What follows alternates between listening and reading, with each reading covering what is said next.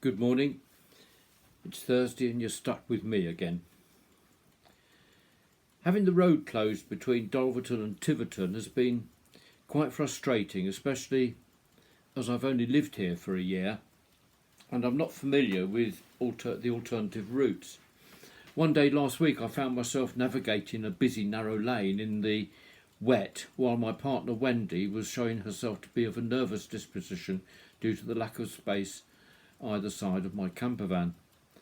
The high spot was finding ourselves behind a large farm trailer that really had to squeeze past every vehicle travelling in the opposite direction.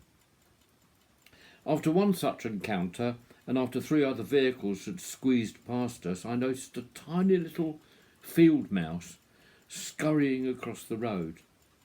It was a miracle that he made it, or she. This little mouse reminded me how important the little things are in life. And we've had some big things going on in the news this week, and it's just good to think of the little things, the things and the people that sometimes we can judge as unimportant. In the Gospel of John, there's a lovely story about the pool of Bethesda in Jerusalem. It's still there.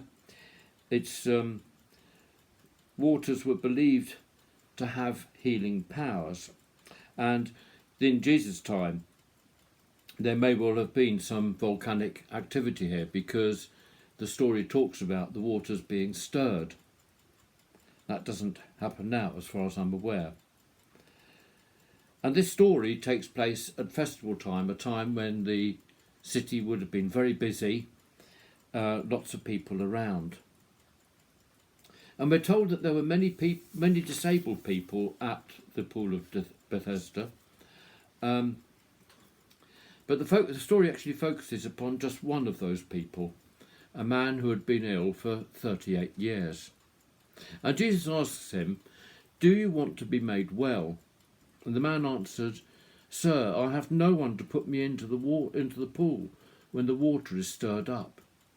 And while I am making my way down, someone else pushes me out of their way, and I can't get a look in." Jesus said, "Stand up, take your mat and walk." And that is exactly what happened. Jesus always noticed the small things, the people who others thought were unimportant. Quite why this man had no one to help him in to the water, we don't know. But it might be a reasonable surmisal that he might not have been a very likeable character,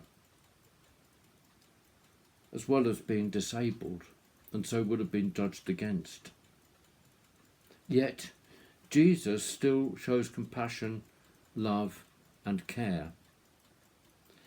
The lovely little field mouse is easy to love in his vulnerability. But Jesus challenges us to love all those who are vulnerable, even those who are much more difficult to get along with. I'm not trying to pretend that I don't find it challenging to get along with those who I find difficult. It is.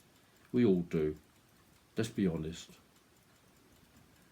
But I just think that at this time, it's a time when we can really learn to be a little bit more tolerant, a little bit more patient, a little bit more loving, even when the odds are stacked against that happening. Amen.